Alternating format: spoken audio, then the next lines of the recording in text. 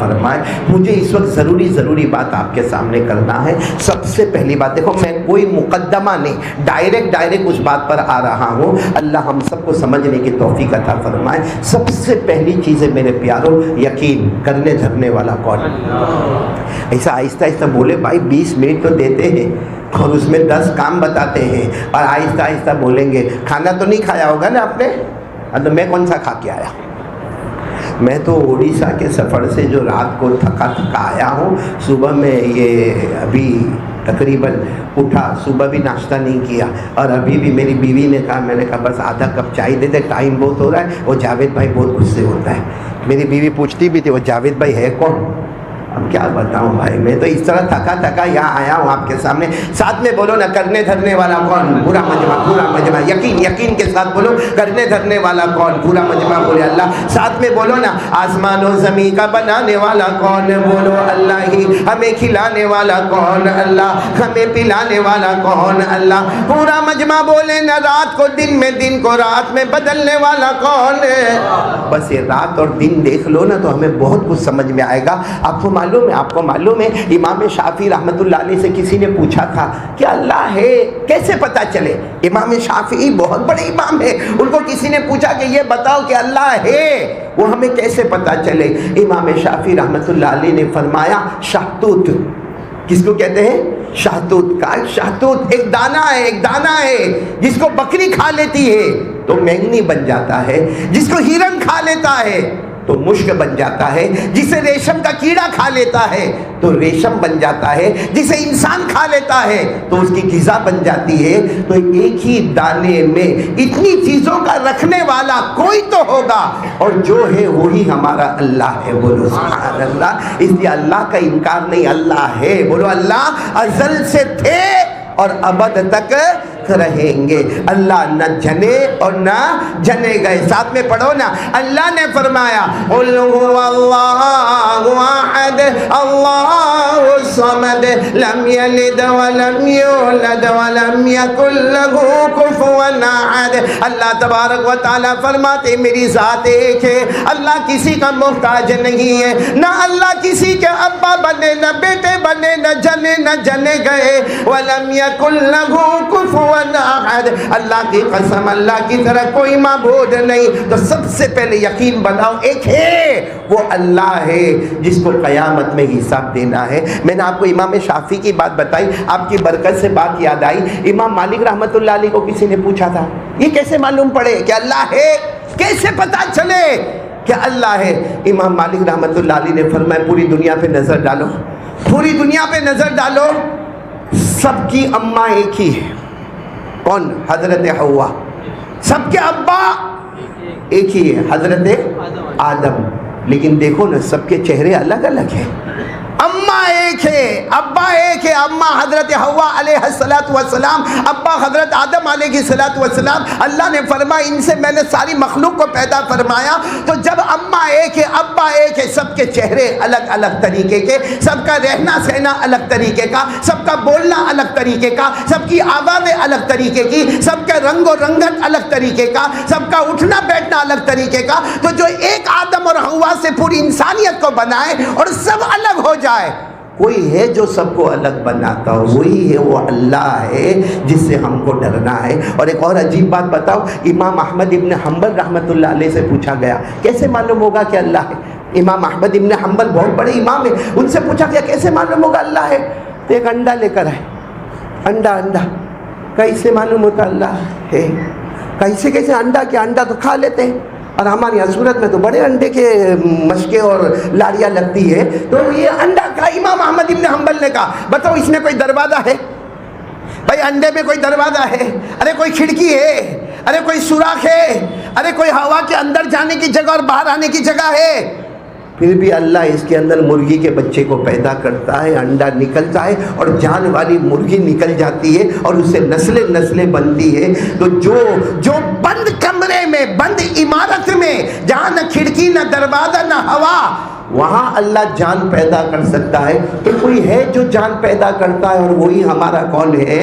اللہ ہے۔ تو چلو میرے پیارو، جب اللہ کو ہم مانتے تھے، اور مانتے رہیں گے. اور یہ تو اچھا ہے کہ ہم کو تو بہت پیارا کلمہ ہمارے باپ دادا سے مل گیا.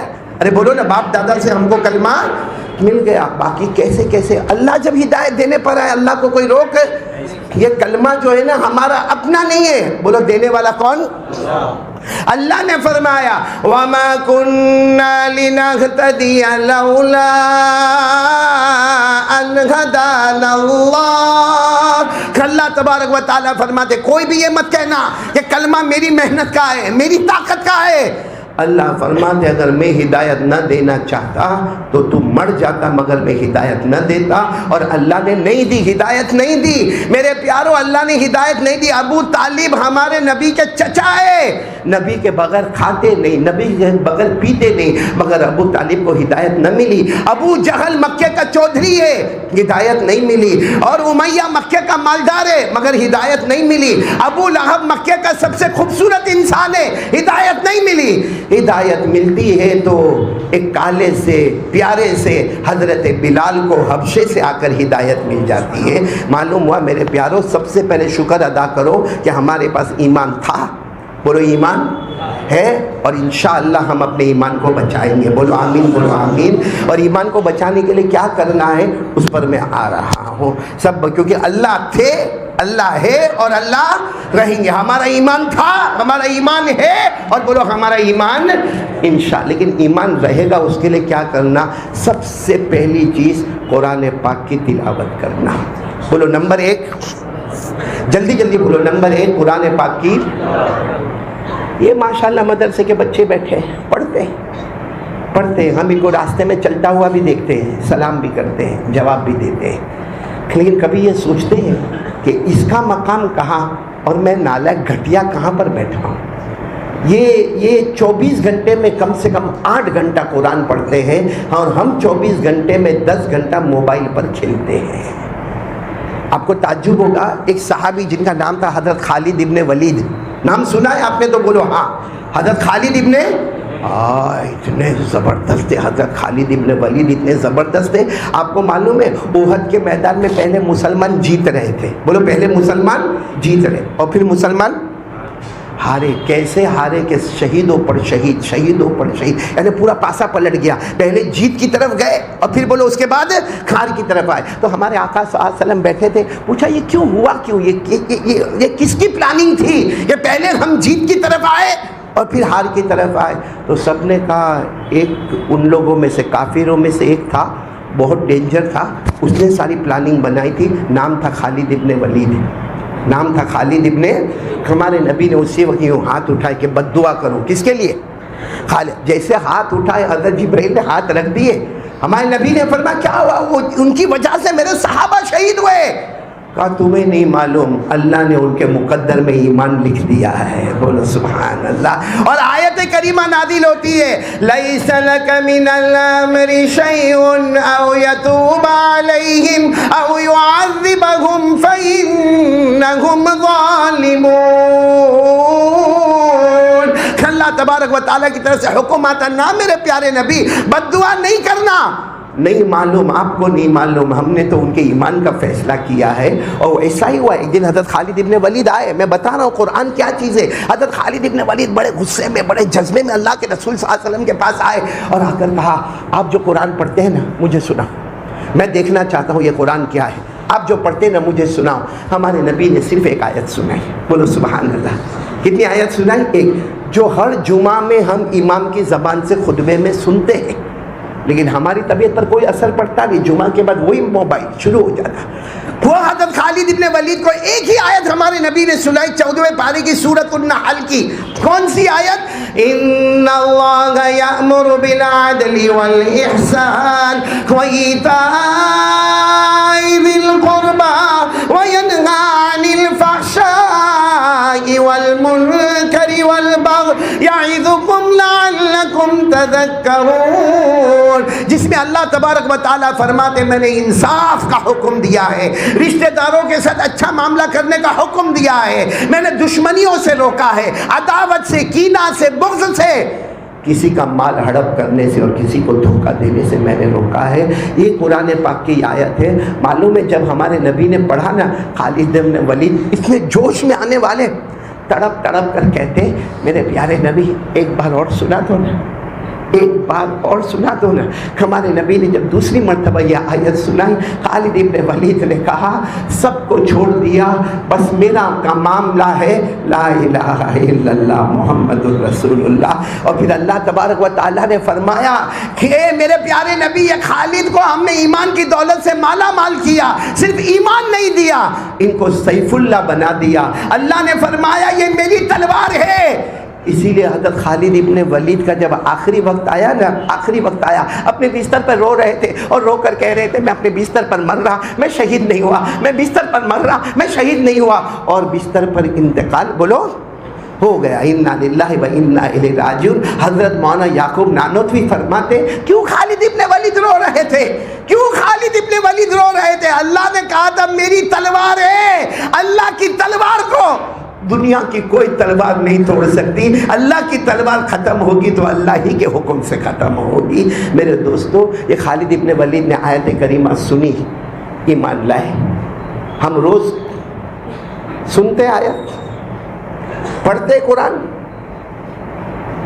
ہوں گے ماشاءاللہ سبحان اللہ یہ طلبہ کرام, یہ ہمارے بڑے بوڑھے وڈیل ہمارے پڑھتے قرآن پڑھتے, لیکن ہمارا جوان آج ہمارا جوان قرآن پڑھا, صبح سے فکر, 8 بجے سے کچھ لوگوں کو فکر ہوتی ہے میرا زمین کا کاروبار, میرا لین دین کا کاروبار, میرا کپڑے کا کاروبار. میرے دوستوں کاروبار کے لیے پریشان, اور چلو کاروبار کے لیے پریشان ہوا نا, ہم کہتے ایک درجے میں کاروبار کرنا بہت بڑی عبادت ہے. اگر کوئی نمازوں کے ساتھ اور قرآن کے ساتھ کاروبار کرتا ہو, اللہ اس کے بزنس میں بہت برکت دے. ہمارے نبی نے فرمایا تاجر الصدوق یوم القیامت مع الانبیاء والشہود. جو بزنس مین ہوگا, کاروبار والا ہوگا, تجارت والا ہوگا, نماز روزے رکھتا ہوگا, سچا ہوگا, قیامت میں جہاں نبی کھڑے ہوں گے وہاں یہ بزنس مین بھی کھڑا ہوگا. بولو سبحان اللہ. لیکن ہمارے جوان جن کی صبح 11-12 بجے صبح ہوتی ہے, فجر نہیں پڑھتے, اور جیسے مولانا فتح محمد نے کہا نشے کی چیزیں لیتے ہیں. کیا ہے میرے پیاروں, کیا وہ اللہ ہے؟ اللہ ہے نا, اللہ ہے.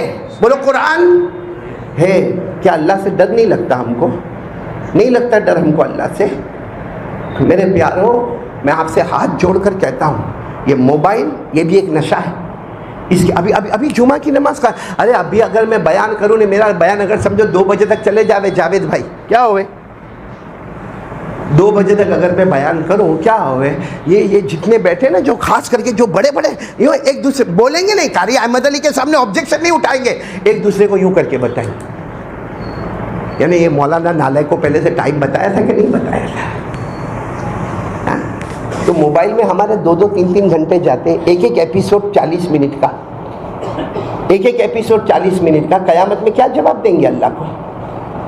کیا جواب دیں گے میرے پیارو اللہ کو؟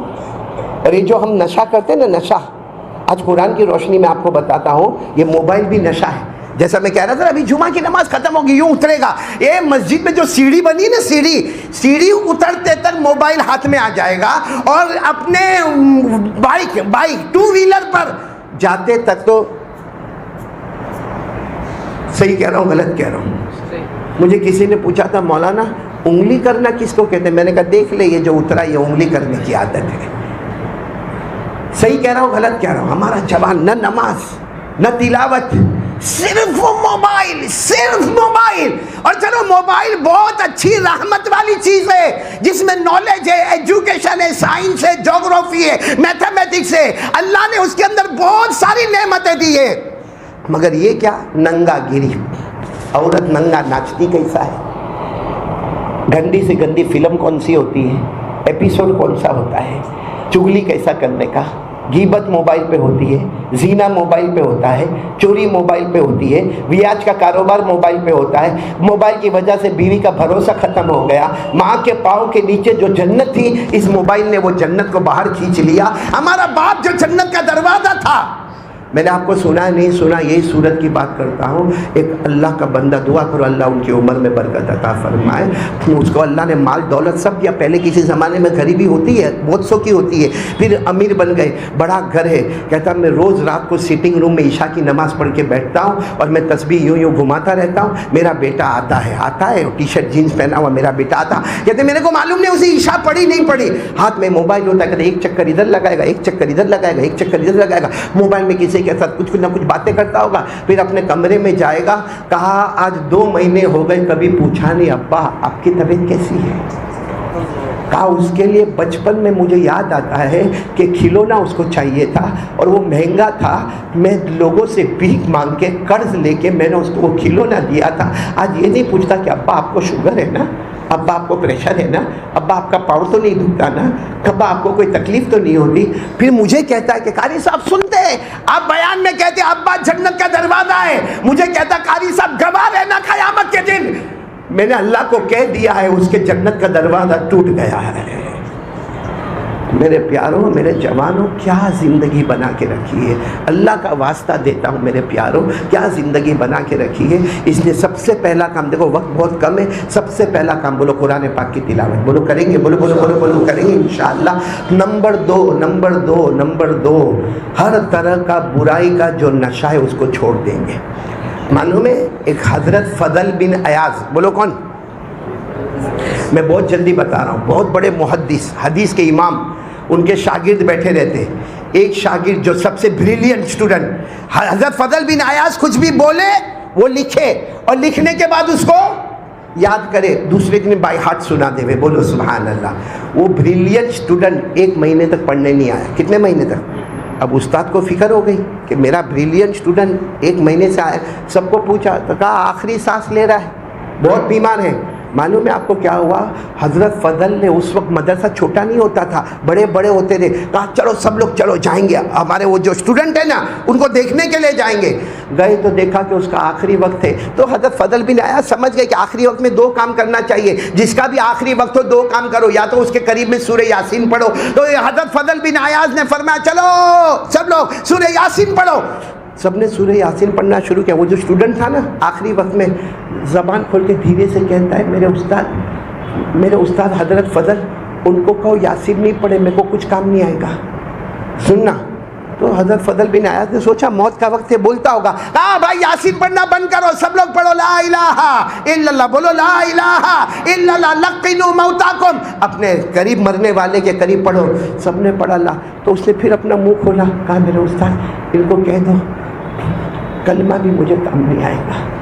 تو حضرت فضل استاد تھے نا, کہنے لگے میرا بچہ ہی کیا ہو گیا؟ کہا آپ کے آنے سے پہلے اللہ نے میرا ایمان چھین لیا ہے, آپ کے آنے. تو حضرت فضل بن ایاز تڑپ گئے, تیرا ایمان, میرا بیٹا تو اتنا اچھا حدیث کا جاننے والا, پڑھنے والا, تیرا ایمان. اب میرے اندر ایک گناہ تھا جو میں نے کسی کو نہیں بتایا تھا. کہا کیا گناہ تھا؟ کہا میں شراب پیا کرتا تھا, میں نشہ لیا کرتا تھا. اس نشے کی وجہ سے اللہ نے موت کے وقت میرا ایمان چھین لیا ہے. میرے پیاروں, یہ ہمارے یہاں جو نشے کا معاملہ چلا ہے, آپ سے ہاتھ جوڑ کر کہتا ہوں ایمان چھین جائے گا میرے پیاروں. یہ موبائل ہمارا ایمان چھین لے گا. آپ موبائل رکھیں, اچھے کاموں میں ہزاروں مرتبہ استعمال کریں, آپ کا موبائل آپ کو جنت میں لے کر جائے گا. تو پہلا کام بولو قرآن, بولو قرآن کریں گے نہیں انشاءاللہ. اور دوسرا کام میں نے کیا بتایا آپ کو کہ نشے والی تمام چیزوں سے کیا ہو جائیں گے, دور ہو جائیں گے. اور میں نے کہا نا شروع میں کہ شریعت کو سمجھنا ہے تو قرآن پڑھو. نمبر 1 بولو قرآن پڑھو. نمبر 2 گناہ چھوڑو. اور نمبر 3 جو سب سے بیسک کام ہے 5 وقت کی نماز پڑھنے کا کام. بولو کریں گے انشاءاللہ. اللہ ہم سب کو عمل کی توفیق عطا فرمائے. میں صرف 5 منٹ اور آپ کی لوں گا, اور اس لیے لوں گا کہ یہ مسجد جس میں ہم جمع ہے, بولو یہ رامپورہ کی کڑیا کوئی نا, اس کے ذمہ دار ہیں ہمارے جاوید بھائی اور ان کی پوری ٹیم ہے. ماشاءاللہ جب سے یہ مسجد نے پروان لیا ہے تب سے ہم دیکھ رہے ہیں ماشاءاللہ مسجد کے پیچھے یہ حضرات بہت محنت کر رہے ہیں, بہت محنت. اور معلوم نہیں کہاں کروڑوں کا بجٹ تھا, وہ بجٹ ختم ہوتا اب 8 لاکھ پر آ گیا ہے. اور اس میں ابھی مسجد کے پورے کلر کا کام باقی ہے, کچھ اوپر کا کام باقی ہے. تو میرے پیاروں 8 لاکھ روپے ہم کو جمع کرنا ہے. یعنی یوں سمجھو کہ کام تو ہونا ہی ہونا ہے. اور ایک بات بتا دو، آپ نے بہت ساری مسجد کے بارے میں حدیث سنی ہوگی، ایک حدیث سن لو، ایک مرتبہ ایک یہودی عالم، بولو کون؟ جناب نبی کریم صلی اللہ علیہ وسلم کے پاس آئے اور آ کر پوچھا، یہودی تھے، عالم تھے، کہنے لگے اللہ کے رسول یہ پوری زمین سب سے اچھی جگہ کون سی؟ سب سے اچھی جگہ؟ ہمارے نبی نے فرمایا میرے کو نہیں معلوم، لیکن جبرائیل آئیں گے نا، میں جبرائیل کو پوچھوں گا۔ تھوڑی دیر میں حضرت جبرائیل آئے، ہمارے نبی نے پوچھا، وہ یہودی عالم آئے تھے، پوچھے تھے سب زمین میں سب سے اچھی جگہ کون سی؟ تو حضرت جبرائیل نے کہا میرے کو بھی نہیں معلوم، میں اللہ سے پوچھوں گا۔ پھر حضرت جبرائیل کس کے پاس گئے؟ اللہ کے پاس گئے، اور حضرت جبرائیل فرماتے میں اللہ کے قریب ہوا، قریب ہوا، قریب ہوا، قریب ہوا، قریب ہوا، قریب ہوا، ہمارے نبی کے پاس آئے، ہمارے نبی نے پوچھا کتنے قریب ہوئے؟ کہا میں اتنا قریب ہوا کہ میرے اور اللہ کے درمیان میں 70,000 نور کے پردے تھے۔ اس کو قریب کہہ رہے، نبی کا مقام سوچو جب قیامت، جب معراج میں اللہ کے آمنے سامنے ہو گئے ہوں گے، بولو۔ تو ہمارے نبی نے پوچھا جبرائیل وہ تو بات برابر ہے، مگر میرے سوال کا جواب کہاں؟ میرے اللہ نے مجھے بتایا دنیا میں سب سے اچھی جگہ وہ ہوتی ہے جہاں مسجد بن جاتی ہے، اور سب سے گندی جگہ وہ ہوتی ہے جہاں کوئی بازار بن جاتا ہے۔ خیر البقاع المساجد وشر البقاع الاسواق، بہترین جگہ جہاں، اور بدترین جگہ۔ ہم لوگ رات کو 12 بجے کہاں ہوتے ہیں؟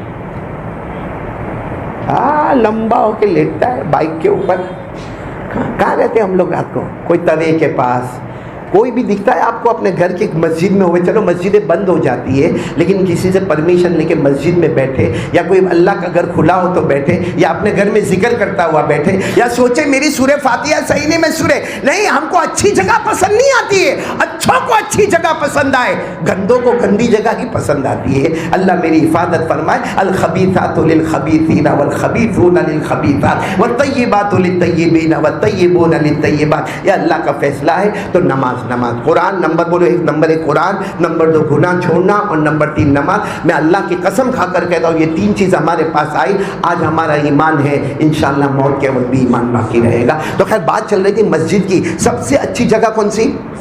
تو ہم بازار میں ہمارا پیسہ لگاتے نا، بھائی اچھی سے جینس لینا ہو بازار میں، برانڈڈ واچ لینا ہو بازار میں، اچھے کپڑے لینا ہو بازار میں، اور کتنے قیمت ہوتی ہے؟ کوئی 2,000، کوئی 4,000، کوئی 6,000، کوئی 8,000، کوئی 10,000، اور جب مسجد کا معاملہ آئے تو 100 روپیہ۔